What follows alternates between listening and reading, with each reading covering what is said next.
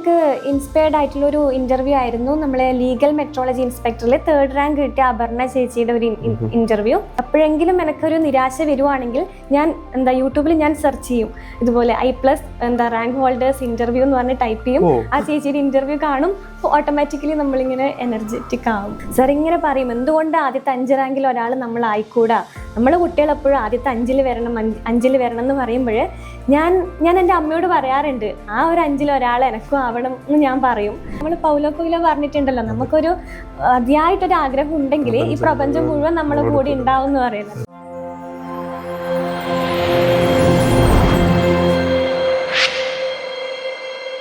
Hi everyone, ഇന്ന് നമ്മളോടൊപ്പം ഉള്ളത് ഡോക്ടർ നീരജയാണ്. PhD റീസെൻ്റ് ആയിട്ട് കംപ്ലീറ്റ് ചെയ്തിട്ടേ ഉള്ളൂ. 1ാം റാങ്കിനോടൊപ്പം നിൽക്കുന്ന 2ാം റാങ്കാണ് Neeraja forensic scientific officer physics പരീക്ഷയിൽ നേടിയിരിക്കുന്നത്.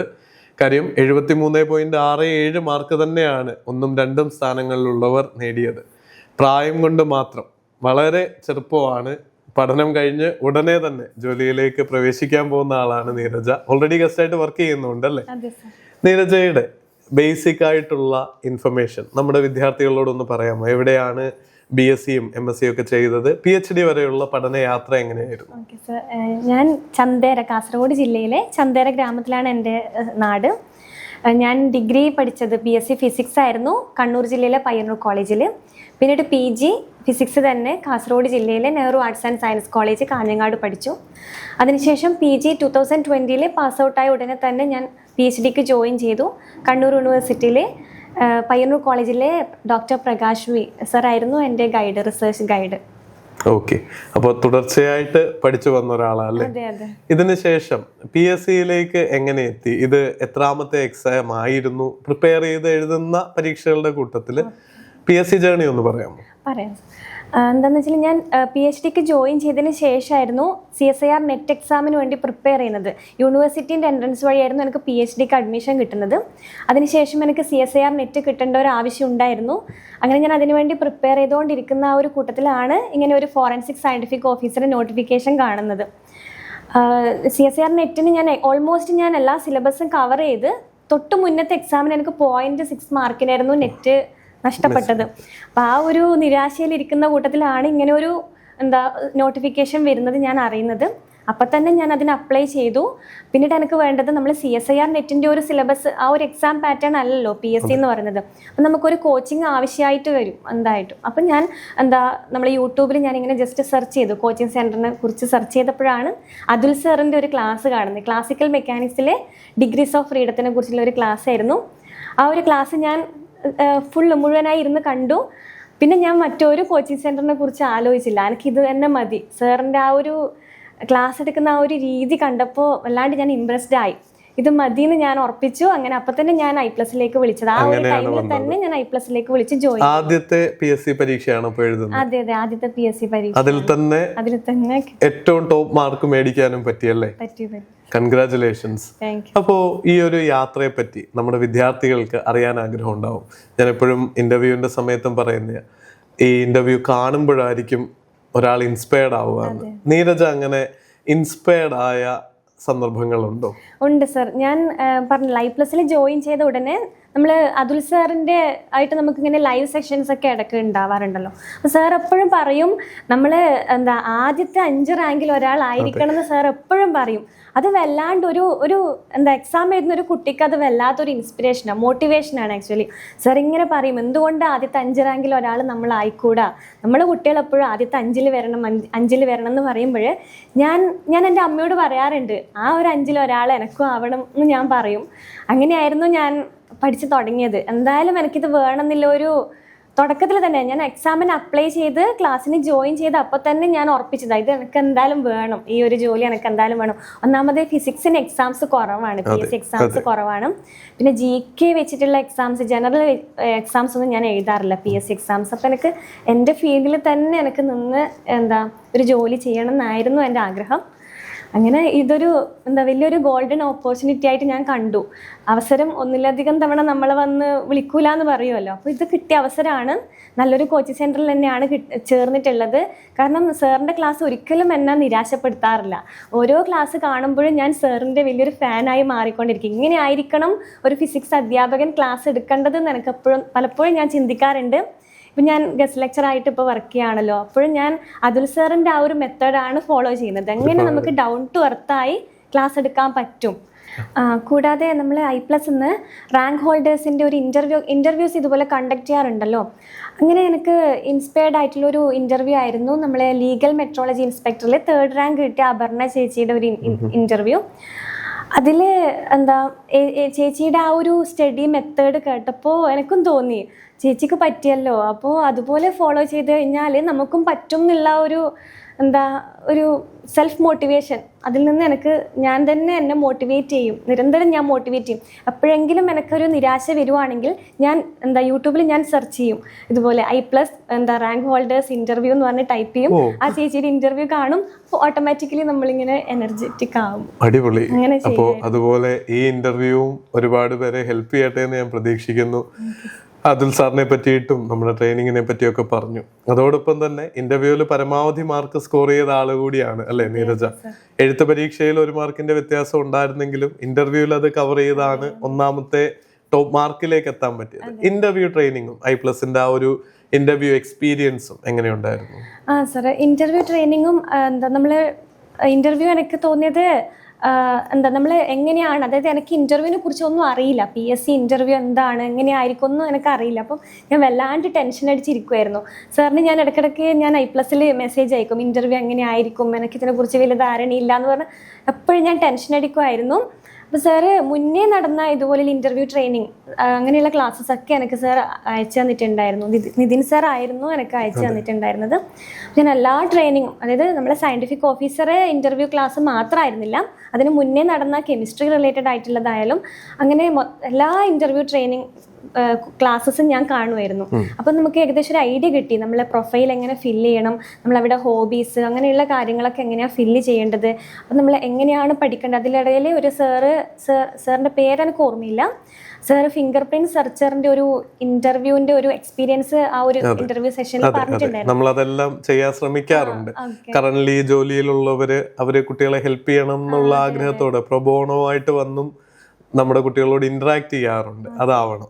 അങ്ങനെ ഒരു സാറ് പറഞ്ഞു തന്നിട്ടുണ്ടായിരുന്നു, ഒരു ഫിംഗർ പ്രിന്റ് സെർച്ചർ ഇന്റർവ്യൂ മുന്നേ ഉണ്ടായിരുന്നു, 1990 എങ്ങാനും ഉണ്ടായ സാറിന്റെ എക്സ്പീരിയൻസ് സാർ അതിൽ പറഞ്ഞിട്ടുണ്ടായിരുന്നു. അത് കണ്ടപ്പോൾ എനിക്ക് മനസ്സിലായത് നമ്മൾ അതേ ഫീൽഡ് ആണല്ലോ, ഏകദേശം പോലീസ് ഡിപ്പാർട്ട്മെന്റ് ആണല്ലോ. അപ്പോൾ എങ്ങനെയായിരിക്കണം നമ്മൾ ആ ഇൻ്റർവ്യൂവിനെ അപ്രോച്ച് ചെയ്യേണ്ടത്, നമ്മൾ ഏത് രീതിയിൽ പഠിക്കണം, കറണ്ട് അഫയേഴ്സ് എങ്ങനെ നോക്കണം എന്നൊക്കെ എനിക്ക് ആ ഇൻ്റർവ്യൂന്ന് കാര്യങ്ങൾ കിട്ടി. അതനുസരിച്ച് ഞാൻ നോട്ടൊക്കെ ഞാൻ പ്രിപ്പയർ ചെയ്യായിരുന്നു. എന്തൊക്കെ പഠിക്കണം, പത്രമൊക്കെ ഡെയിലി ഞാൻ വായിക്കും. നമ്മളിപ്പോഴത്തെ DGPമാർ, ADGPമാർ അങ്ങനെ അവരുടെയൊക്കെ പേരൊക്കെ കളക്ട് ചെയ്തു. അങ്ങനെ നിരന്തരം ഞാൻ ഒരു ഗ്യാപ്പ് ഇല്ലാതെ ഞാൻ ഇങ്ങനെ എന്നെ തന്നെ ഞാൻ റിഫ്രഷ് ചെയ്തുകൊണ്ടിരിക്കുമായിരുന്നു. ഇൻ്റർവ്യൂ ഞാൻ സ്വന്തമായിട്ട് ഞാൻ കണ്ണാടി നോക്കി ഞാൻ പ്രാക്ടീസ് ചെയ്യായിരുന്നു. കൺസിസ്റ്റൻസി ആണല്ലേ നമ്മുടെ വിജയത്തിന്റെ ഒരു വലിയ പങ്ക് വഹിച്ചത്. എന്തെങ്കിലും ചലഞ്ചസ് ഈ ജേർണിയിൽ ഫേസ് ചെയ്തിരുന്നോ? ഒരു നീണ്ട പ്രോസസ് ആണല്ലോ, ഒരു ദിവസമോ ഒരാഴ്ചയോ പഠിച്ചൊരു യൂണിവേഴ്സിറ്റി എക്സാം എഴുതുന്ന പോലെയല്ല, മാസങ്ങൾ നീണ്ട തയ്യാറെടുപ്പ് വേണം. അതിലെങ്ങനെ ഈ മോട്ടിവേഷൻ നിലനിർത്തി? ചലഞ്ചസ് എന്തെങ്കിലും ഉണ്ട്, അതെങ്ങനെ അതിജീവിച്ചു എന്ന് കുട്ടികളോട് നമ്മളെ ആളുകൾ കേൾക്കുന്നുണ്ടാവും. പറയാം. എന്താണെന്ന് വെച്ചാൽ ഞാൻ പറഞ്ഞല്ലോ, ഓൾറെഡി പറഞ്ഞു, ഞാൻ PhD ചെയ്തുകൊണ്ടിരിക്കുന്ന ടൈമിലായിരുന്നു ഈ ഒരു എക്സാം. അപ്പോൾ സ്വാഭാവികമായിട്ടും PhDയുടെ ടെൻഷൻ ഉണ്ട്. നമുക്ക് PhD കംപ്ലീറ്റ് ചെയ്യണം, അതിൻ്റെ കൂട്ടത്തിൽ എനിക്ക് എക്സാമും എന്തായാലും ക്രാക്ക് ചെയ്തേ പറ്റുള്ളൂ. ഇങ്ങനെ ഇത് രണ്ടും എനിക്ക് ഒരുപോലെ ബാലൻസ് ചെയ്ത് കൊണ്ടുപോകണം. കാരണം PhD ഒരിക്കലും എനിക്ക് മാറ്റി നിർത്താൻ പറ്റൂല. അപ്പോൾ ഒരുപാട് ചാലഞ്ചസ് ഞാൻ നേരിട്ടിട്ടുണ്ടായിരുന്നു രണ്ടും ഒരുപോലെ കൊണ്ടുപോകാൻ. പക്ഷേ ദൈവം സഹായിച്ച് എനിക്കതിന് പറ്റി എന്നുള്ളതാണ്. എന്താണെന്ന് വെച്ചാൽ ഞാൻ മാക്സിമം ടൈം കിട്ടുമ്പോഴൊക്കെ, PhDയിൽ നമ്മൾ എപ്പോഴെങ്കിലുമൊക്കെ ഗ്യാപ്പ് ഉണ്ടാവുമല്ലോ, അങ്ങനെ ടൈം കിട്ടുമ്പോഴൊക്കെ ഞാൻ അതുൽ സാറിൻ്റെ ക്ലാസ്സസ് ഒക്കെ കണ്ടു തീർക്കുമായിരുന്നു. ഒരു ടൈം പോലും ഞാൻ വേസ്റ്റ് ചെയ്യാറില്ല. അതുപോലെ ഒരു ക്ലാസ് പോലും ഞാൻ മിസ്സാക്കിയിട്ടില്ല. എല്ലാ ക്ലാസ്സും ഞാൻ കണ്ടിട്ടുണ്ടായിരുന്നു.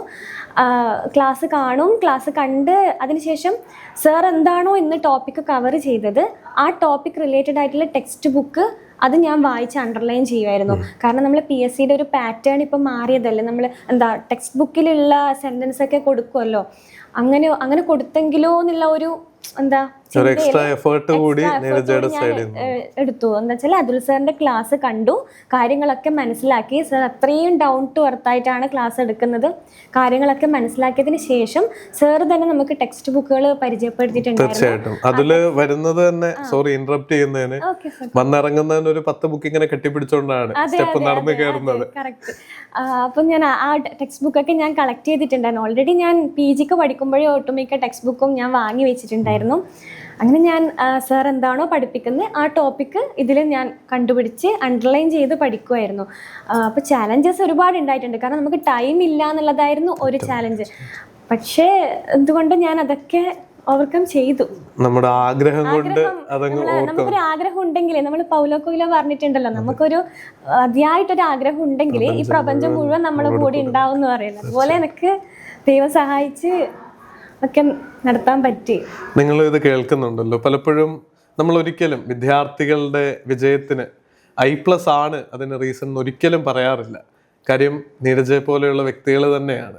കാര്യം ഒരു സ്ഥാപനം അവരെ ഒന്ന് ഗൈഡ് ചെയ്യുന്നതേ ഉള്ളൂ. അതോടൊപ്പം ആ വിദ്യാർത്ഥികളുടെ ആത്മാർത്ഥമായിട്ടുള്ള ആഗ്രഹവും പ്രയത്നം കൂടിയാണ് ഈ ഉന്നത വിജയത്തിലേക്ക് എത്തിക്കുന്നത്. അതുൽ സാറ് പറയുന്ന പോലെ ടോപ്പ് 5 എത്തണം എന്ന് കുട്ടികളോട് പറഞ്ഞു.